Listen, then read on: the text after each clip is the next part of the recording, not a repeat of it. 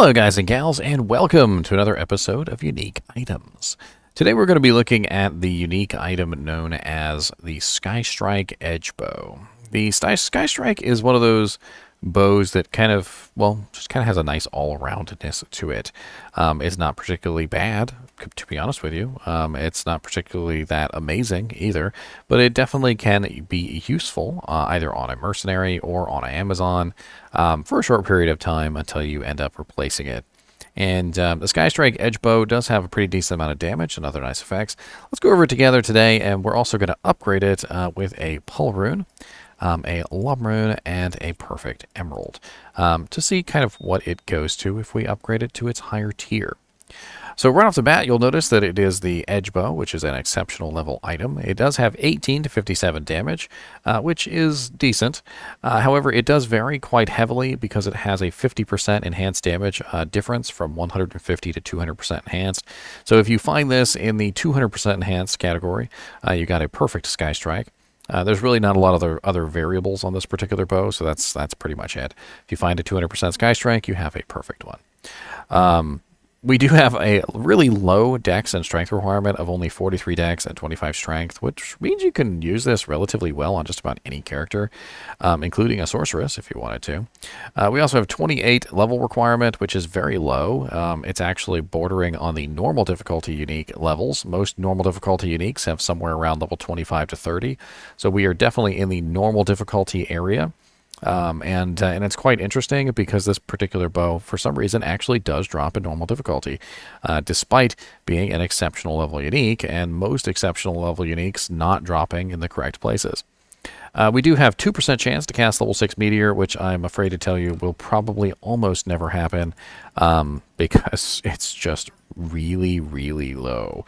I could sit here for quite some time and just fire away at a target and probably never see the meteor, although eventually it could happen one day. I would never build a character around the meteor effect, like that's for sure, because you're kind of like counting on nothing. Even if I switch to strafe here and I just strafe and strafe and strafe away, I could probably strafe until all these monsters are dead and probably only see one meteor. There we go. We've got one. Oh, we got two. Look at us. Lucky. We got three.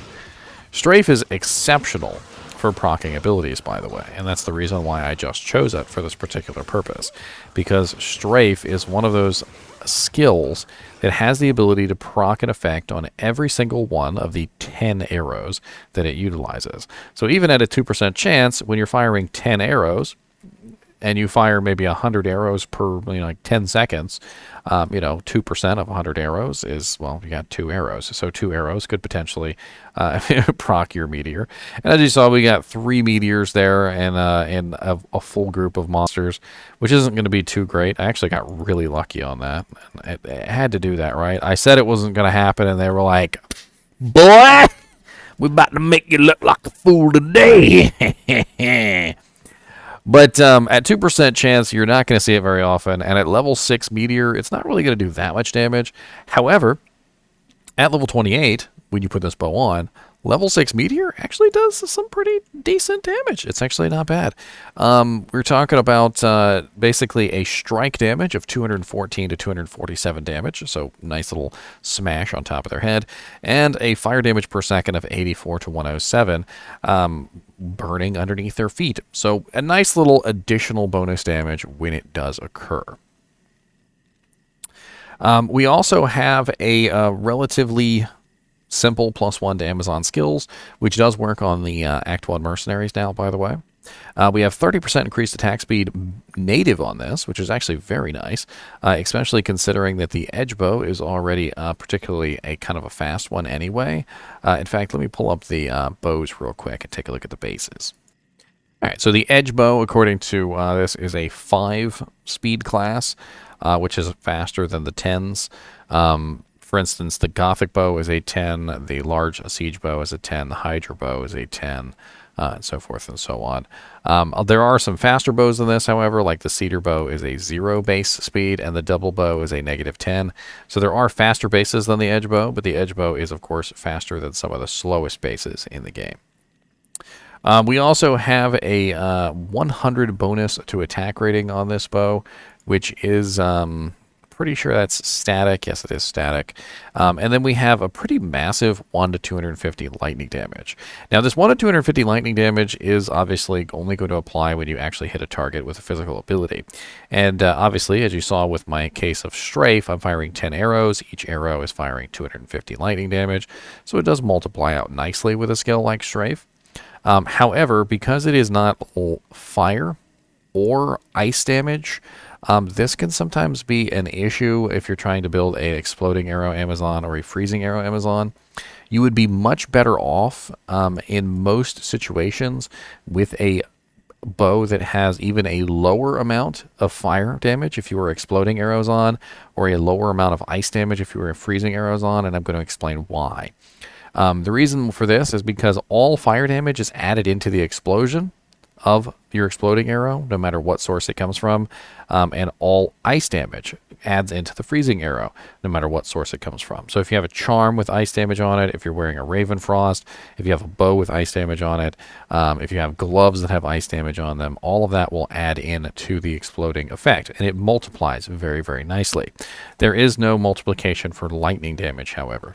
So unless you are a physical damage Zon who is just trying to get the most out of this particular bow, you probably don't want to use this on your elemental damage Zons, because you would probably better off with something like a Kukokushaku or an ice damage bow, which there are some other interesting choices. We also have a very nice +10 energy here, which is, of course, going to be helpful to increase your mana pool. Don't pay any attention to my mana pool. My mana pool is cheated at all get out on this character. This is a test character, specifically for testing out things. But 10 energy can be anywhere between basically 10 mana to 20 mana, depending on the character that you put it on. Specifically, Amazons, though, I believe, get, what is it? I'm going to say it's 1.5. I think it's 1.5. Yeah, 1.5 per point of energy. So you're looking at basically 15 mana. Now, taken as a whole, this bow is certainly a nice all-arounder. It's not necessarily like the most amazing bow out there, but it certainly does have some nice effects. It has a decent amount of attack rating. It has a decent amount of physical damage. It does have plus to skills. It is relatively fast, especially considering it's a 5 base with 30% increased attack speed on it. And then the added elemental lightning damage can certainly come in handy. 250 is a pretty massive amount at level 28 when you can put on this bow. And if you can get your hands on it at level 28, it's definitely an interesting option, I think, for physical damage Zons, more specifically than the elemental damage Zons. Oh, it could be useful to all of them if you didn't have any other choice. I would definitely lean more heavily towards something like a Hellclap or a Kukokushaku for a Fire Zon, and there are definitely some more interesting choices for an Ice Amazon like Wizendraw. So keep those in mind. Let's take a look and see what this bow looks like if we upgrade it. I'm kind of interested to see how it upgrades. Probably not well, but let's see. So to upgrade this, you're going to need a Pull, a Lum, and a Perfect Emerald. And it is going to upgrade to the... I'm trying to remember here what the base is called. I always like to see if I can recall it without looking it up. But it doesn't look like I'm going to be able to remember this time. So this is going to upgrade to the Spider Bow. And it's going to go from 18 to 57, 43 dexterity, 25 strength, level 28, to the Skystrike Spider Bow, 69 to 150, not exactly the greatest, 143 dex, 64 strength, and level 48. Not a bad level requirement, and a very fast attack speed, of course, because it is fast. Now, looking at this bow from the perspective of a level 48 character, it has relatively high damage for a level 48 character, but it also has relatively high dexterity requirement for a level 48 character. A level 48 character might actually have some trouble reaching 143 dex and 64 strength by level 48. This could be an issue. However, if you are capable of meeting those requirements, this could be a very nice little bow for level 48 up. Could definitely help you through Nightmare as you approach into Hell. But by the time you get to Hell difficulty, you're probably going to find that it's going to fall off relatively quickly. The 250 lightning damage on the bow is obviously not going to scale, and as you get further and further into the game and the monsters get more and more HP, that 250 lightning damage is going to do less and less. The 2% chance to cast level 6 Meteor, similarly, is also going to do less and less as you continue forward. So you are definitely going to have some issues with the elemental damage on this bow. The elemental damage on this bow aside, the rest of it is actually pretty solid with 30% increased attack speed and 200% enhanced damage with +1 to skills. You could, of course, take a shale rune and put it in this bow to make it even faster so that you could fire at a much increased speed. And do I have any shale runes? I don't have any shale runes sitting around. I do have one. There we go. Which would bring us up to a nice 50% increased attack speed, which is certainly very, very sexy. And if you're just trying to get off as many attacks as possible, this could definitely be an interesting bow just to fire as quickly as possible with plus to skills and a decent amount of attack rating. If you were going to use this on a sorceress, a sorceress could be an interesting option for this bow.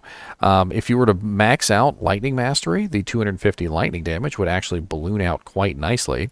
In fact, let me take this over to a sorceress real quick, just for lulz, and we're going to take a look and see what kind of damage the bow could do on a character that has maximum Lightning Mastery. Let me go to my Talrash's set here.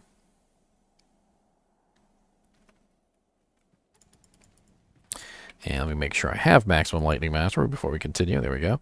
So we're looking at level 30 lightning mastery. Of course, I probably wouldn't have level 30 lightning mastery, level 29. Obviously, I wouldn't even have level 1. But once I do get lightning mastery, it could go up. But let's take a look and see what 250 lightning damage can balloon out to on a character like this. Let me go ahead and take these rings off because I don't want to contaminate it with other forms of lightning or fire damage which may be coming in from other sources. I think I have something else affecting this. I don't know what it is though. There it is. Alright, so when we put on Skystrike, you will notice that the 250 lightning damage gets ballooned out very nicely to a much higher amount of damage than you would normally think. So we're going to go from that measly damage on the Amazon to a... Gotta have arrows to see your damage. You can never see the damage without the arrows. As you can see, 223 to 1,425.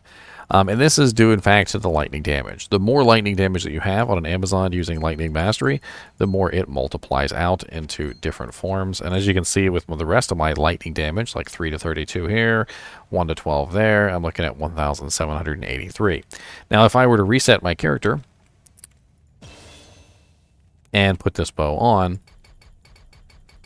without Lightning Mastery, you will notice that my damage is far lower at 178 to 681. And that's because the Lightning Mastery is multiplying that out. And as I put points into it, you'll notice that the damage goes up and up and up and up and up and up and up and up. Until it reaches the very nice 1,678. So if you were an enchant sorceress, this could be an interesting option to apply a secondary element other than fire, which is an issue with enchant sorceresses, having only fire elements. One thing I like to do on a enchant sorceress is I like to put my points into, for instance, my enchant, obviously, and then I get my fire mastery. And I throw on a bunch of elemental damage items that will give me very nice lightning damage as well. So I've got my lightning mastery maxed, and I've got my fire mastery maxed. And then I enchant myself, and before you know it, I'm dishing out 2,434 damage to 4,509 damage between the enchant, the lightning damage, the lightning mastery, the fire mastery, and all those things. And I can literally just run around shooting my bow and dishing out tons of damage. Is this particularly the best choice for an enchant sorceress? Maybe not. But if you were doing a solo self-found enchant sorceress, it definitely could be an interesting one. Let's go over to Silo's Pen real quick, and let's take a look and see where you could potentially find this if you wanted to get your hands on it, and and see if we can actually get this on level, which is often an issue with bows. So it's a low-level bow, so we're going to assume about 50% magic find, and we're going to look at bosses. And it looks like Diablo in normal has a pretty good chance of dropping this bow at a 1 in 450 chance, which is not bad. Skystrike can definitely be very useful in normal difficulty and early nightmare. And at a 1 in 450 chance, you could totally farm Diablo in normal. See if you get your hands on that. I think that's probably our best option. Let's take a look at super uniques real quick. Not as good chances here, but it does look like Pindle can drop it at 1 in 4,995. Not bad. Thresh Socket, 1 in 5,000. All in normal difficulty, too. Doc Farron, 1 in 5,124. Shank the Overseer, not bad at all. Also in Nightmare difficulty, some pretty good choices as well. Bonebreaker, Bishy-Bosh, Cold Crow, Corpse Fire. Those are all relatively easy to get to, relatively easy to kill in Nightmare, as well as Treehead Woodfist and Rockanishu. Very, very good choices all around. I feel like there's probably more than you would need, including normal Neelathak at 1 in 3,088, which is really easy to farm. If you guys have not taken a look at my video on how to farm Neelathak, I have a video on my YouTube channel that goes over exactly how to find him every single time, guaranteed, very quickly. And normal Neelathak is going to be the easiest to farm, obviously, out of the lot, because his Corpse Explosion doesn't really do anywhere near as much damage, because it's based on the HP of the monsters. And the monsters don't really have very much HP in normal difficulty. Anyway, as always, I do appreciate you guys and gals watching my videos, even we're talking about the Skystrike bow. And as always, keep watching.